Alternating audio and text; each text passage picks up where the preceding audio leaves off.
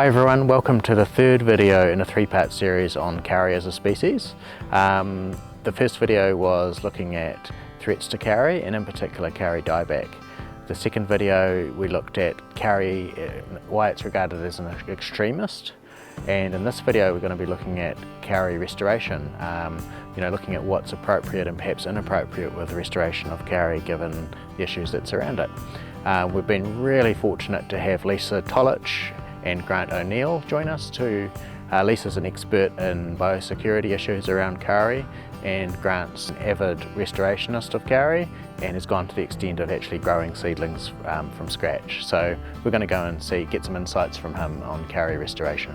So really grateful for their contributions, and we're going to go and join them again for this video and get their insights into restoration of kauri as a species. So come with me, let's go and look at restoration of kauri as a species.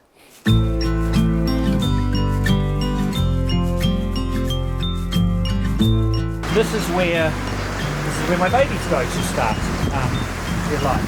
So we have 2 ages worth of lot here.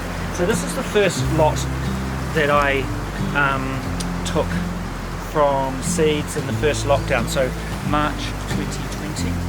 So these are just a little over 2 years. So I just took seeds, just got here, lockdown was happening. I stumbled on a YouTube channel that said you plant kauri fresh seed in March, and I went, best I go and find some. And wandered and found some. Stuck some and see what happens. So I had 70, which is largely this lot from the first year, and then thought, oh, that was fun, maybe I might like more potentially to sell or distribute afterwards, who knows, but you've got to plant them. Yeah. You can't wonder if you didn't plant them. So 2021, I went, all right, I know that they'll grow now, so I put in a heap more, and these are some of them. So these have just been potted up, and these are 15 months old. These ones are the stragglers. We'll go and look at some of the big ones. I was tempted to, chuck something away that was sort of like that feeble, but then I went, look, you've got your germinated. Go on. Yeah. So very good. Very good. And they've been potted up only a month from tubes. Yeah. Oh, cool. Bit of a mixture. So they're doing all right. They quite like being in bigger pots. They generally do like to have a bit of support around them, because when you think about them, just like a lot of the other bigger Regeneration that you have in a forest, they're not an establishment plant. So they do well when they've got other supporting plants around them. And that can actually be quite varied. I've seen a lemonwood or tarata, quite a few different plants which will grow happily up alongside kauri, giving them that helping hand in that first situation. The things that we consider often come down to site selection. So is it a site that is favourable to kauri for a start? Because not all sites are. And when you're talking about a restoration program, you normally want to go through the successive phases of that, not just planting kauri in an open pasture land, for example.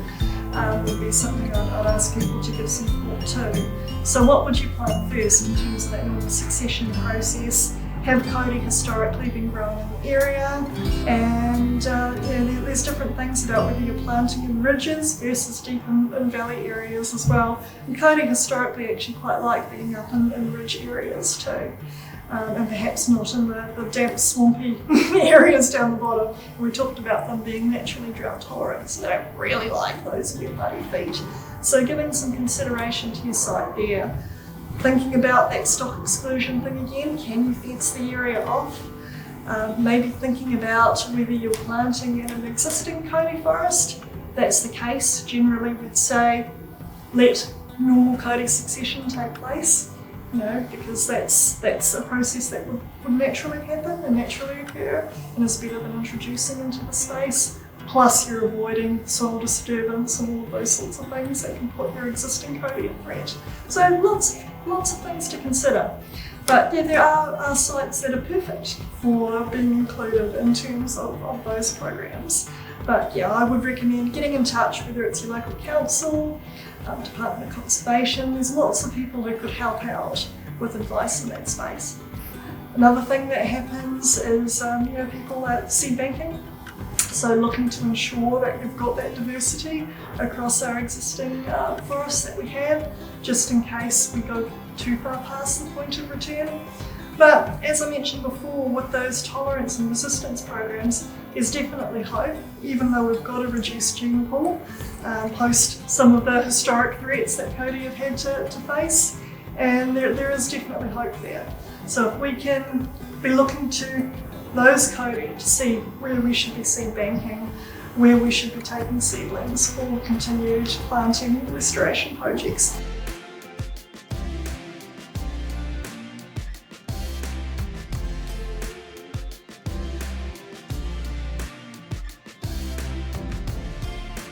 The origin was the accidental discovery that there was Kauri seed gathering and planting time as I was reading this YouTube. It said how to grow Kauri, and I thought, all right, I'll give that a go since there's some just outside the house. I just moved here. I've lived in Australia for nearly 20 years, so coming back here and doing some bush planting was vaguely part of the plan. They grew, that made me go, oh, that was pretty easy. And so I can, without a particular idea of what to do with them. Before I went to Australia, I was in Wellington, so I've seen on return visits here the impact of Zealandia on the bird life of Wellington. So Zealandia starting it. And now, when I left Tui on my co-fi was unusual, and now they've just done the blink at dozens of them. Whereas here, I'm still only counting 3, 4 Tui at the most, which is pretty poor.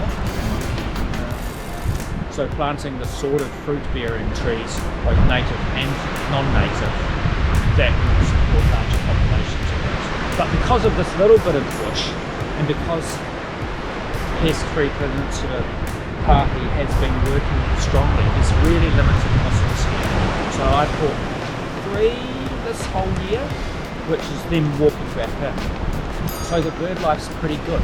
This little car here has, has those 3 Tui, has 2 to 4 wood pigeons that lurk all of the time.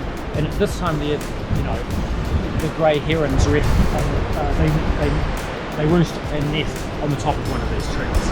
They come back every year. I don't know what they eat because they never get near the ground, but they're obviously quite happy with it. So being able to augment the supplies around here so that instead of there being 3 or 4 Tui, I want 20.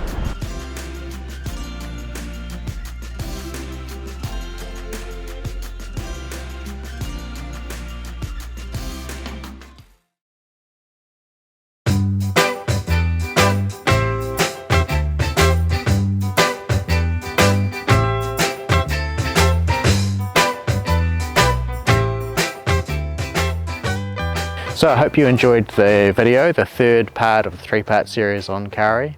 Certainly some important points for people interested in restoration of Kauri there to be aware of. Please give the video a thumbs up, make any comments or ask me any questions. Share the video with people you think that are interested, and importantly subscribe to the channel so that you receive notification of future episodes. So hope you enjoyed the video. I look forward to seeing you again on another video soon. And once again, I'd like to sincerely thank Lisa and Grant for their excellent input into this 3-part series. Thank you and see you next time.